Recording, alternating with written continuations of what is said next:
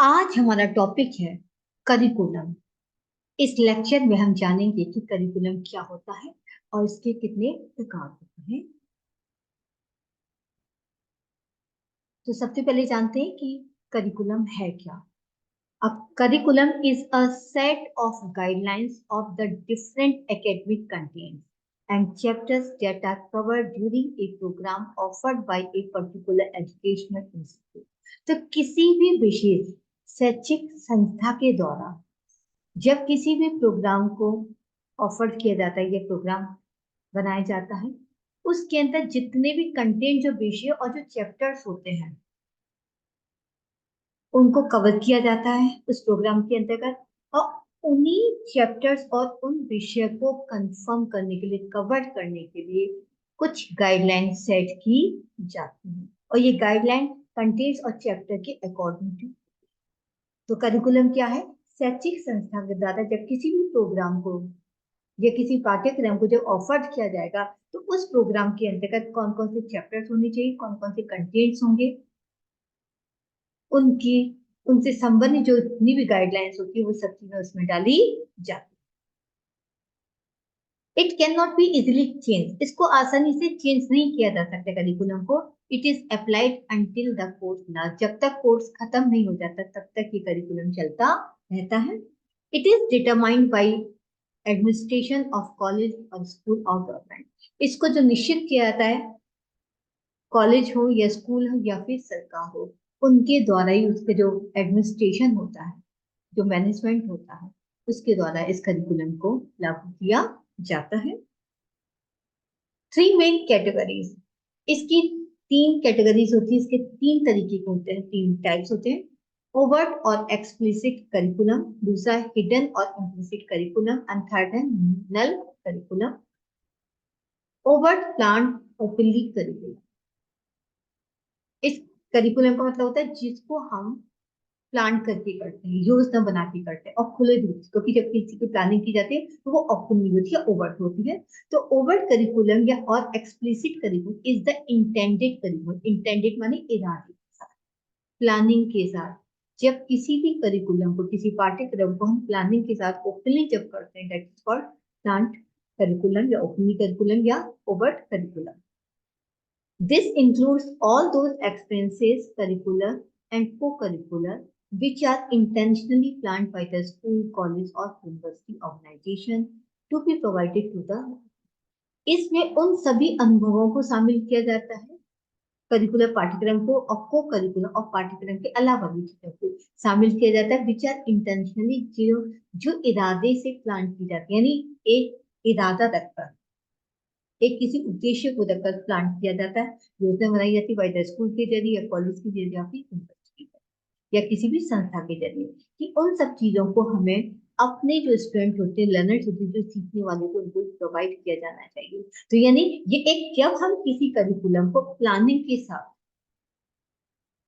बनाते हैं और उनके अंदर उन सभी चीजों को ध्यान रखते हैं कि कौन कौन से पाठ्यक्रम होने चाहिए, कौन कौन से करिकुलम होने चाहिए, और जो हमें लगता है कि हमारे जो लर्नर्स, हमारे जो स्टूडेंट है, उनको सिखाया जाना चाहिए। और ये सब प्लानिंग स्कूल या कॉलेज या यूनिवर्सिटी द्वारा की जाती है। इट कंसिस्ट ऑफ नॉलेज, इसमें ज्ञानवर्धक चीजें होती है, स्किल्स, जो हमारे कौशल होते हैं उनसे रिलेटेड होती है, एटीट्यूड्स का भी ध्यान रखता है, एंड वैल्यूज, और हमारे जो मानव मूल्य होते हैं उनका भी ध्यान रखा जाता है, इंपॉर्टेंस का भी ध्यान रखा जाता है। Which are overly provided to, इन सभी चीजों को हम अपने जो सीखने वाले होते हैं उन सबको दिखाते हैं, यानी हमारे जो लर्नर्स होते हैं, हमारे जो स्टूडेंट्स होते हैं, उनको नॉलेज भी मिलनी चाहिए, उनके अंदर स्किल भी डेवलपमेंट होनी चाहिए, उनके एटीट्यूड्स में भी चेंज आना चाहिए और उनके अंदर वैल्यूज और इंपॉर्टेंस भी उसके प्रति होनी चाहिए। Over curriculum is designed keeping into account the goals and objective of the education। तो शिक्षा के जो हमारे उद्देश्य होते हैं, यानी जब हम करिकुलम को डिजाइन करेंगे तो हमें ये भी माइंड में रखना चाहिए कि उस शिक्षा का उद्देश्य क्या है, एंड सिस्टम और उसकी प्रणाली क्या होगी, and is evaluated in terms of these intended goals and work. तभी हम पाठ्यक्रम को इवेल्युएट, मूल्यांकन करते हैं किसी इरादे के साथ, किसी योजना के साथ, कोई उद्देश्य भी क्लियर होने चाहिए। तो ये ओवर प्लान ओपनली करिकुलम होता है, जिसमें उद्देश्य के अकॉर्डिंग टू चीजें डाली जाती हैं, जिससे कि बच्चों को नॉलेज भी प्राप्त हो सके, स्किल्स भी डेवलप हो सके, एटीट्यूड में भी चेंजेस हो सके और उनको वैल्यूज पता चल सके। इन ब्रीफ संक्षिप्त में कह सकते हैं ओपन और public dimension include current and historical include. इसमें करंट यानी वर्तमान की चीजें भी डालिए, वर्तमान से संबंधित इंफॉर्मेशन भी होती है, एंड हिस्टोरिकल इंटरप्रिटेशन और बल्कि ऐतिहासिक जो इंटरप्रिटेशन है, ऐतिहासिक की नॉलेज भी उसके अंदर शामिल की जाती है। लर्निंग एक्सपीरियंस और जो लोग होते हैं जो इसके अंदर जो शामिल होते हैं उनके लर्निंग एक्सपीरियंस अनुभवों को भी डाला जाता है। लर्निंग आउटर और लर्निंग आउटर उन्होंने क्या क्या सीखा उन चीजों को डाला जाता है, जैसे कि statement of what every student must know, जैसे कथन है कि प्रत्येक विद्यार्थी को क्या जानना चाहिए। Be and be able to do, और उसे क्या करने योग्य होना चाहिए। बाई सम स्पेसिफिक पॉइंट, इनके कुछ पॉइंट उसमें मेंशन किए जाते हैं। कंटेंट स्टैंडर्ड, उसका स्टैंडर्ड जो कंटेंट है, जो विषय वस्तु है वो भी स्टैंडर्ड होनी चाहिए, लेवल होना चाहिए। Text book, lesson plan and learning kit, ये सभी चीजें उस करिकुलम में शामिल की जाती है। सेकंड होता है हिडन करिकुलम, वो हमने ओपनली प्लानिंग के साथ किया था, ये प्लानिंग के साथ नहीं होगा। तो हिडन करिकुलम इज अनइंटेंडेड, कोई इरादा नहीं होता और अननोटिस, ना ही कभी ध्यान दिया जाता। एक ऐसा करिकुलम जो हम प्लानिंग में नहीं देते। स्कूल, कॉलेज और university organisation does not consciously plan और डिजाइन सच करें, इस प्रकार का जो करिकुलम होता है ये हिडन करिकुलम होता है, क्योंकि ना तो स्कूल, ना कॉलेज, ना यूनिवर्सिटी और ना ही कोई संस्था इसको ना तो प्लानिंग करती, ना ही कोई डिजाइन करती, ऐसा कोई इरादा उनका नहीं होता कि ये चीज इसमें डाली जाए।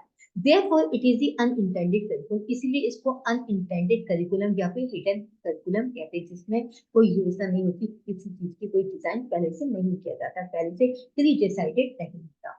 But curricular inputs are implicitly provided to the learner, फिर भी इस करिकुलर इनपुट्स उसको डाला जाता है, लर्नर को प्रोवाइड किया जाता है, स्टूडेंट को चीज बताया जाता है बाय द ऑर्गेनाइजेशन से थ्रू वेरियस, यानी कई साधनों से हम जो संस्था होती है, जो कॉलेज स्कूल होते हैं, वो दूसरे तरीके से इन सब चीजों को स्टूडेंट तक पहुंचाते हैं। स्टूडेंट लर्न ए लॉट, हालांकि स्कूल जो स्टूडेंट होते हैं बहुत कुछ सीखते हैं इन सबसे, from the social environment of the classroom, जैसे कि क्लासरूम के अंतर्गत हमारा एनवायरनमेंट कैसा होता है, सामाजिक एनवायरनमेंट जो बच्चों को सिखाया जाता है, लेकिन ये करिकुलम में शामिल नहीं होता है, ये हिडन होता है।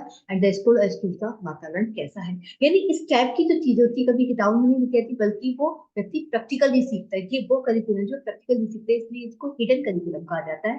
A teacher during his course of interaction with the student provide instructional input, जब एक टीचर अपने कोर्स के दौरान विद्यार्थियों के साथ इंटरेक्शन करता है, वार्तालाप करता है, डिस्कशन करता है, तो उस वक्त बहुत सारे इंस्ट्रक्शंस इंक्लूड करता है, अपने एक्सपीरियंस को भी उनके साथ शेयर करता है, which might not be plan and design by heart clear, जबकि उस टीचर के द्वारा पहले किसी ना तो योजना की जाती, नहीं डिजाइन किया, तो उसको नहीं पता होता कि मैं क्लास में जाऊंगा, मैं ये वाले एग्जाम्पल दूंगा या फिर मैं ये चीज बताऊंगा, तो वहां पे क्लास में जाकर के बच्चों के अकॉर्डिंग टू वो इंस्ट्रक्शंस भी देता है, जबकि वो उसने डिजाइन नहीं किए होते। कुछ नई रुचि बताता है बच्चे की प्रॉब्लम्स को, साथ उससे रिलेटेड बहुत सारे पॉइंट्स को भी डिस्कस करता है, तो वो उसने प्लानिंग में नहीं किया कि वो आज भी ये बताएगा, इससे ज्यादा ही बहुत कुछ बताएगा, तो that is called hidden curriculum.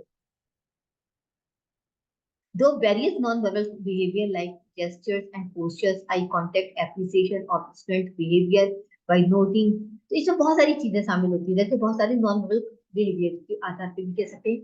Gesture हमारे हाव भाव, हमारी पोस्चर्स, हमारी आई कांटेक्ट, हमारी एप्रिसिएशन स्टूडेंट की, जब हम एप्रिसिएशन को एप्रिसिएट करते, प्रशंसा करते हैं उनके व्यवहार की, गर्दन हिलाते हैं, बच्चे भी व्यवहार की प्रशंसा करते, गर्दन हिलाते हैं, तो टीचर कन्विंस मैनी, तो टीचर बहुत सारी बातें उनको बताता है, तो ये सब किस तरह हिडन करिकुलम में आते हैं, क्योंकि इन सब चीजों को कभी भी करिकुलम में डिजाइन नहीं किया जाता।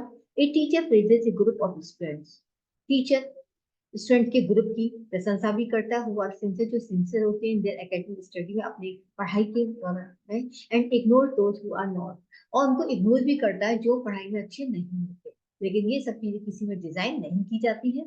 ए hidden curriculum also includes the value system of the school, एक हिडन करिकुलम में शामिल होता है उस स्कूल की वैल्यू सिस्टम को, उसके टीचर की वैल्यू को, यानी वो वहां पर स्कूल की वैल्यू सिस्टम, इंपॉर्टेंस, प्रणाली को भी बताता है, टीचर्स की वैल्यू इंपॉर्टेंस को भी बताया जाता है। Hence a hidden curriculum is as important as the overt curriculum, हम ये भी कह सकते हैं कि हिडन करिकुलम भी उतना ही इंपॉर्टेंट होता है जितना कि ओवर्ट करिकुलम। क्योंकि इसके द्वारा किताबों भाई ओवर्ट करिकुलम वो होगी जिसमें किताबों में लिखा गया और जो हमने डिजाइन कर दिया गया, लेकिन हिडन करिकुलम वो जो सडनली हम अचानक ही हम क्लास में जाकर बच्चों को बताते हैं, डिस्कशन करते हैं, नए नए टॉपिक पर डिस्कशन करते हैं, लेकिन ये कभी पहले से प्लान नहीं होता। ये इंपॉर्टेंट भी होता है, इसलिए ये उतना ही इंपॉर्टेंट जितना कि ओवर्ट करिकुलम होता है।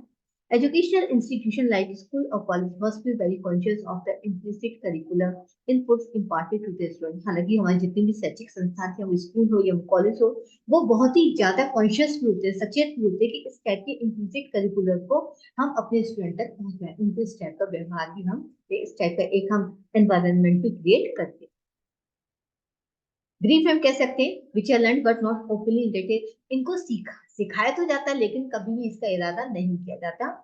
Transmission of norms, rules and regulations को ट्रांसमिट करना, वैल्यूज इंपॉर्टेंस को बताना, बिलीफ विश्वास कन्वे करना इन द क्लास, कि किस तरीके से हम क्लास में एक विश्वास को क्रिएट कर सकते हैं। इनएक्टेड करिकुलम इंस्ट्रक्शन, हम करिकुलम से इनएक्टेड ऐसी चीज एक्टेड एक्टेड नहीं करते, लेकिन फिर भी हम क्या करते हैं, इंस्ट्रक्शन देते हैं कि क्लासरूम में क्या फिर होता है, उन सब चीजों से भी हम अवेयर कराते हैं स्टूडेंटों को।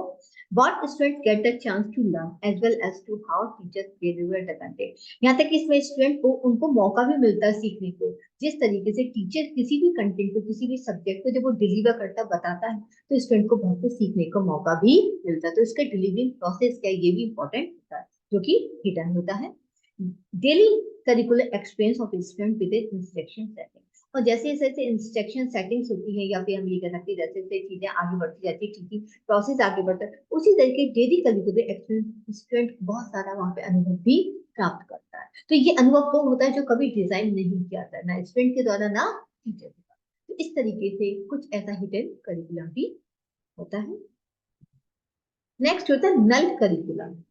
नल curriculum, Eisner coined the term. Eisner एक है 1979 की जिन्होंने इस टर्म को विकसित किया था, null curriculum. It refers to the curriculum, ये वो करिकुलम को संकेत करता है विच इज नॉट टॉट, जो पढ़ाया नहीं जाता।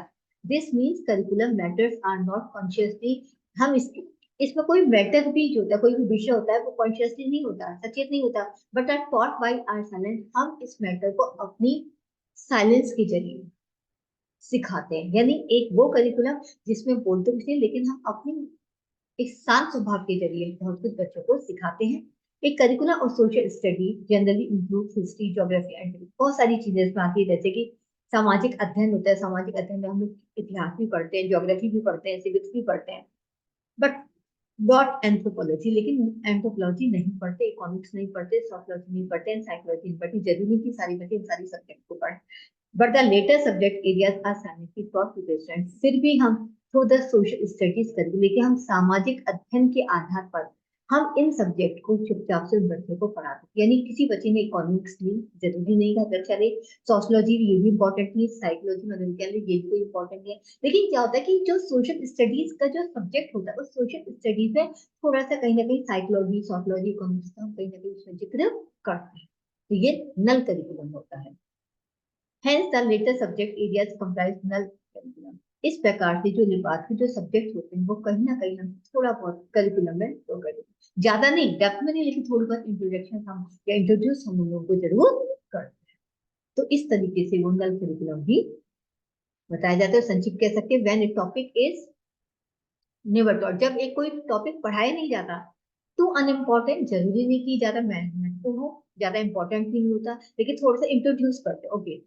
टू कंट्रोवर्शियल, हाँ कभी कभी इस चैप्टर को हम लोग कंट्रोवर्शियल, वाद विवाद के रूप में भी लेके चलते हैं।